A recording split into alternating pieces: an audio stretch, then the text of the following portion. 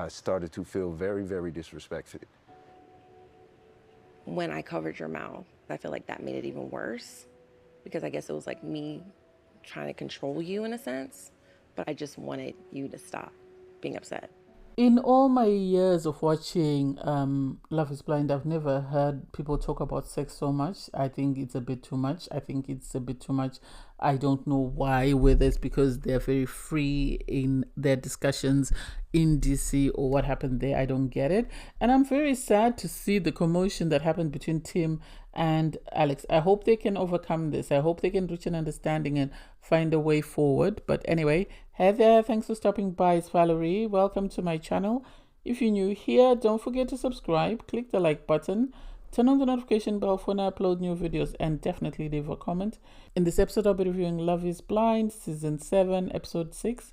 When I started my channel, disclaimer, I promised myself that I would never say anything malicious or anything vindictive against anyone, and I promised I wouldn't give names. But this season of Love is Blind, I can't help myself because Geek Squad and Christian Mingle are just calling to me. I'm sorry, I really can't help myself. I have to go against what I promised.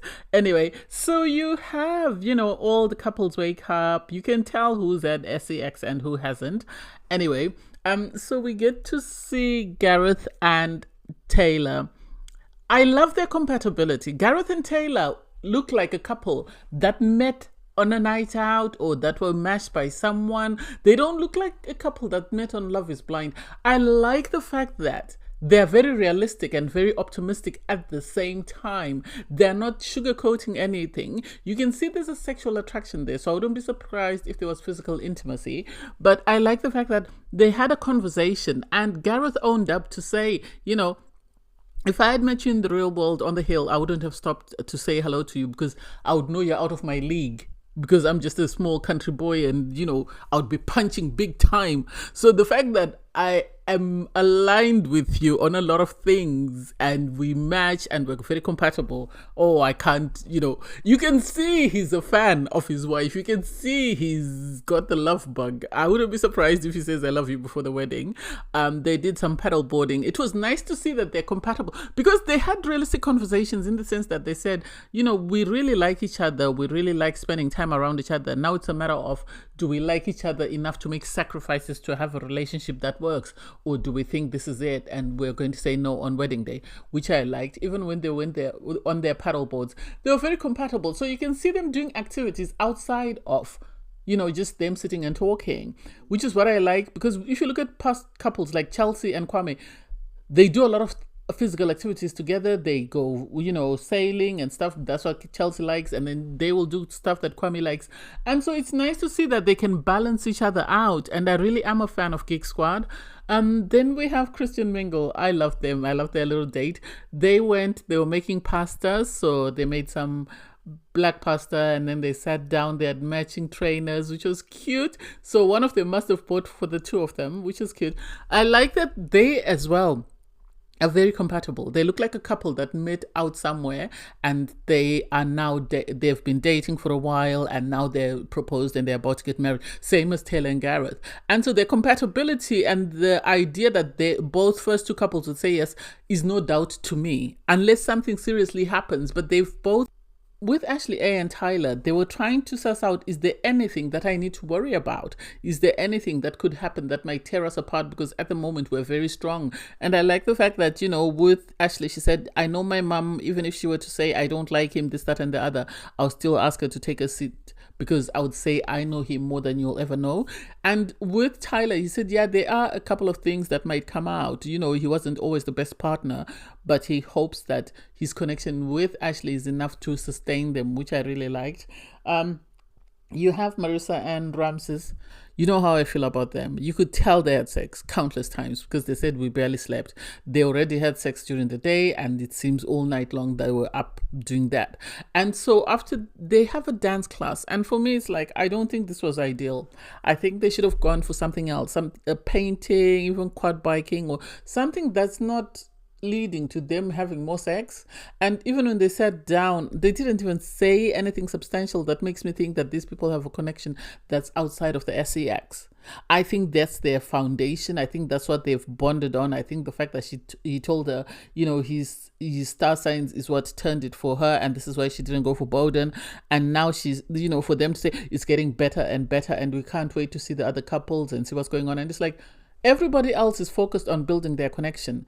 The two of you are focused on sex and getting to see who else is aligned with who. Make that make sense? I don't get it. Tim and Alex. Tim and Alex, for me, I like them.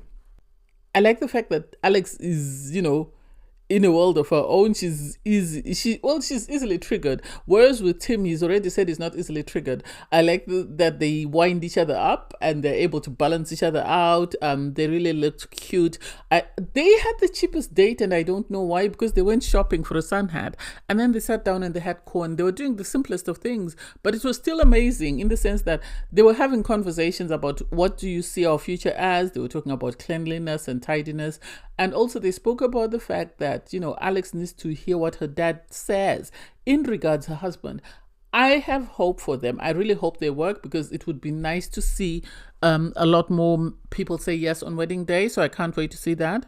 So Stephen and Monica go for a date. Their date is they get to do acupuncture. It was cute, but I can't hear about Stephen's bonus one more time. Seriously. I've had enough. We need to move on. The way she keeps talking about it, and it's like, your parents are going to watch this. How will they feel when they watch this and they hear that this is all you're talking about?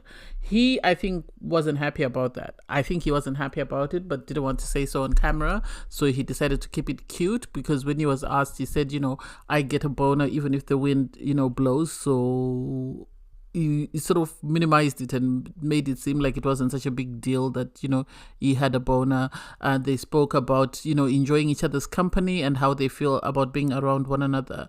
And this is the problem. When you look at Christian Mingle and Geek Squad, they are more into getting to know their person as a whole. Whereas these other two couples, they're just there worried about the sexuality and the physicality and how well they're doing or how well they're connecting. I can't wait to hear their conversations when they have the group meetup, because obviously it wouldn't be Love is Blind without the couples meeting up in Mexico. So the couples come out, and it's interesting because Hannah and Nick D, we didn't get to see them. I don't know whether their date was the one whereby they were sitting out and he was playing on the swans, or whether she was pissed after that, so the producers had to take a time out.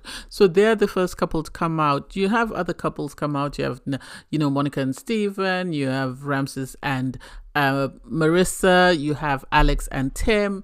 And then you end up with Tyler and Ashley A. And lastly is Geek Squad, Gareth and Taylor. And everyone is excited to see one another. You can see the cliques of who was very close in the pods. But then the main topic of conversation is sex. And it's like, seriously, is that all we could think about? Especially amongst the ladies. Everybody knew by the way Marissa was vibrating that she is having the best sex of her life. And she told them, and she confirmed it. And she had a conversation with Hannah and spoke about it. And it's like, of all the things you all could be talking about, what was your first impression when you saw him? Do you think he was telling you the truth in the pods? Do you think you two are aligned in your values, in your beliefs? And no, everybody's talking about sex. Turns out everybody, including those ones that said they were sort of abstaining from sex, have had sex. Tyler and Ashley. It seems, according to the conversation. The only people that haven't done it seems, is the Geek Squad, unless they've refused to sort of own up. And it's like, why are we talking about this? Our families are going to see this. These are strangers that don't know you, and the first thing they're going to see about your conversations during the pod is the fact that you're bragging about having had sex with your partner. I don't think it's a good look. I wish you had kept that to yourselves. I wish you had discussed other topics, but then Netflix is going to give them a lot of alcohol. They're going to become intoxicated, and their mouths are just going to run. They're just going to run and run and run, which is a pity, because I don't know how their partners will feel. You then have Taylor sit down with Alex and Ashley A. And they're sort of discussing their partners. And I liked that conversation, because you had, Ashley A saying, she is very sure about Tyler. She doesn't think anything would come out, because even if they were to say to her, do you want to marry this man today, she'd be happy to do it today because of what she's seen of him. She's happy. She is very happy. She's content. Gareth and Taylor, we know they're happy. Alex sort of hints at the fact that, looking at everyone, you can see that they are a perfect match. Everybody sort of matches each other, and this is very good. I didn't quite get to hear her sort of confidence in regards her partner Tim, but I think they're a good couple with Tim. I think they are amazing. They might not be...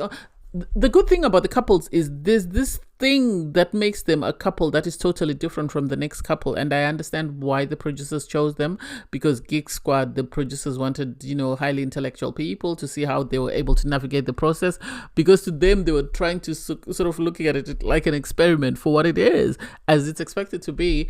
And then Christian Mingle are trying to sort of uphold this value, this sort of essence of what a couple should be.